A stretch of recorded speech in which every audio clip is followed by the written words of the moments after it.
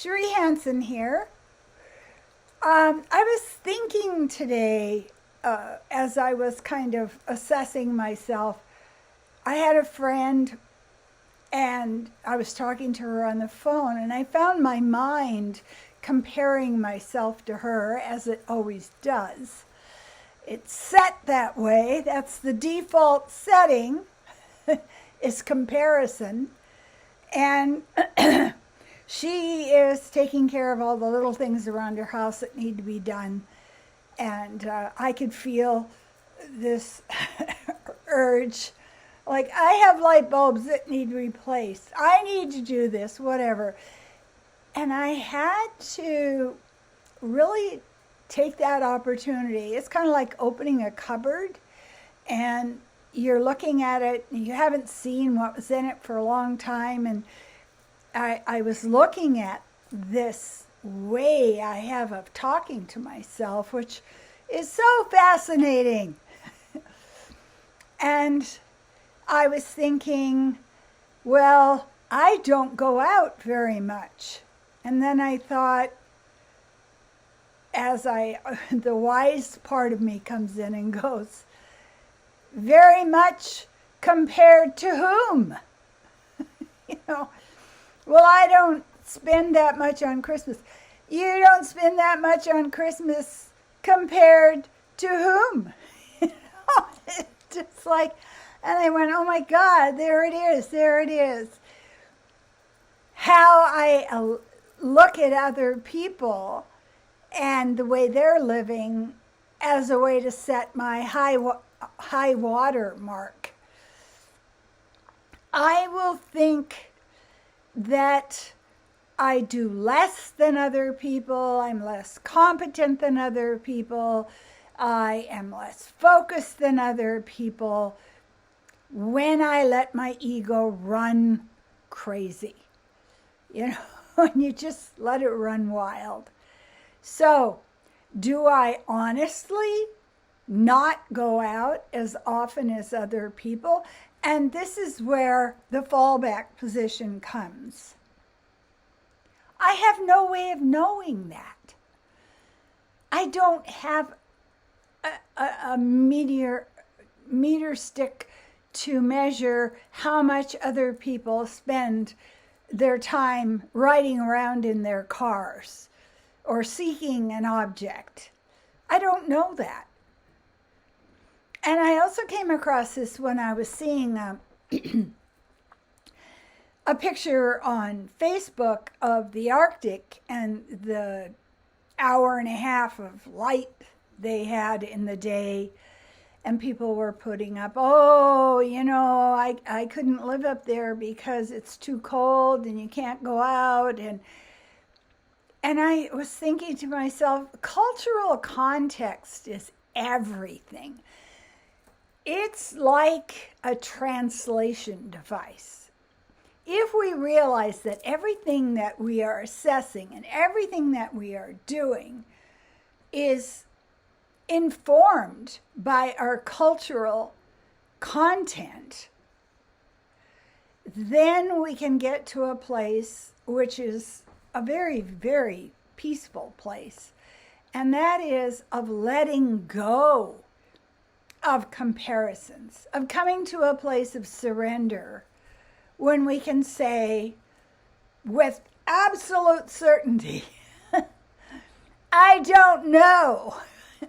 So, I am more busy than other people, less busy than other people, more important than other people, less important than other people.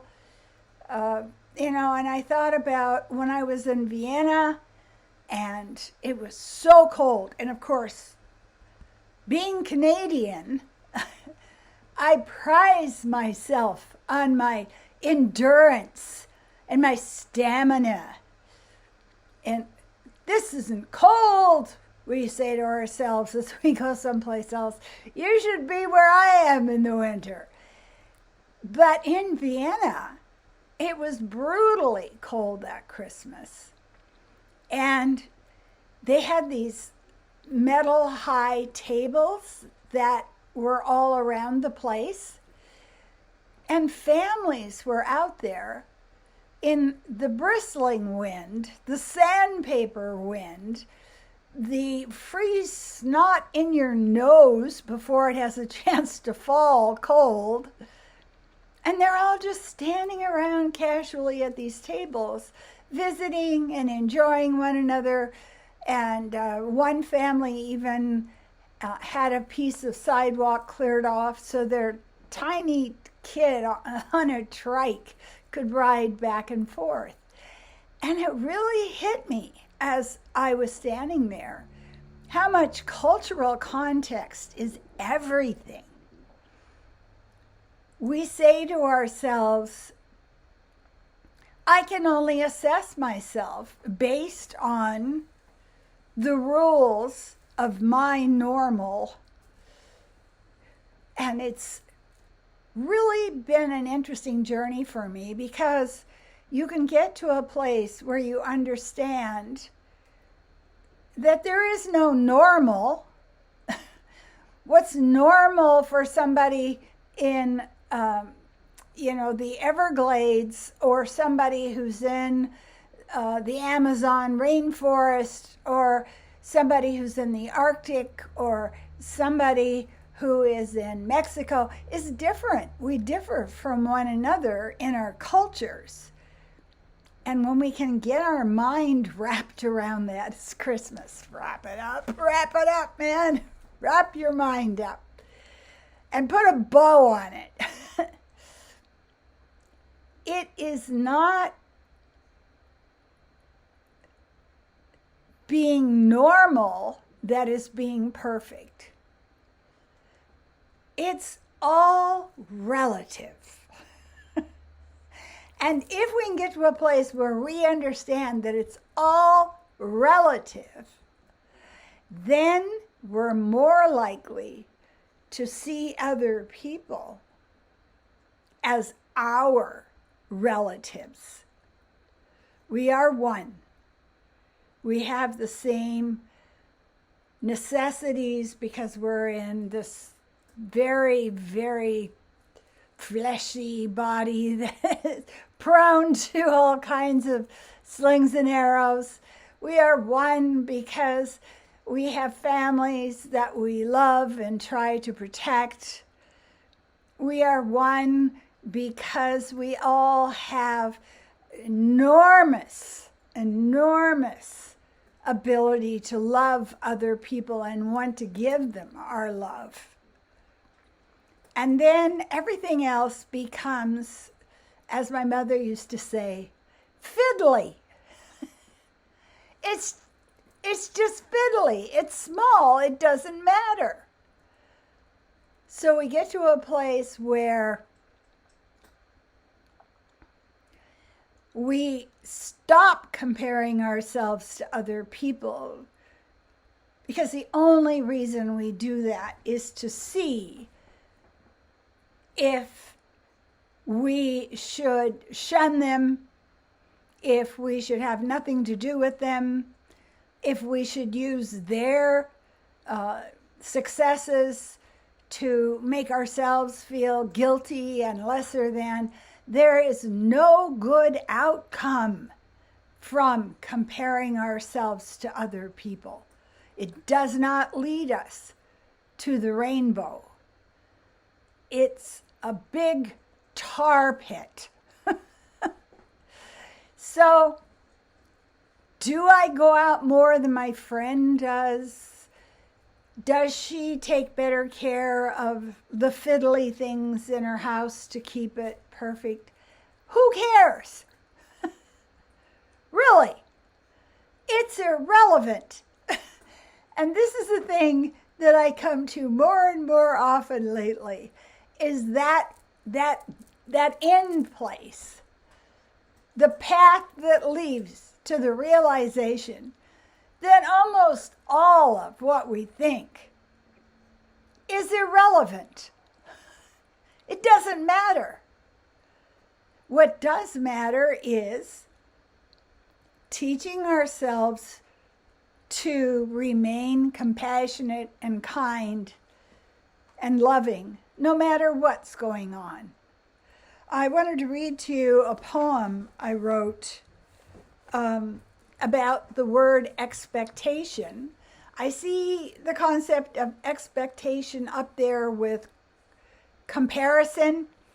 There is no good outcome for either of those practices. Expectation keeps us blind. We are numb, stumbling between the granite obsessions, breaking ourselves against the rocks we believe obstruct our every step. We are slave chained to the punishment of the past. If only our hands could feel, if only our unclad feet could contact the fully rounded earth, if only the wise grandmothers had taught us. It is all green screen, illusion, baby. And we are the devil gods cursing our every step. So that's a little cheerful note about illusion and cultural conditioning and the struggle that we create in ourselves. I wish you a joyous season. I hope you get to see lots of beautiful colored lights and hear music that you love and smell smells that you love. Just be gloriously sensual at this time of year. And I am so grateful for the number of views I'm getting. I'm so grateful for people subscribing. Subscribe. And the comments are so sweet. I appreciate you.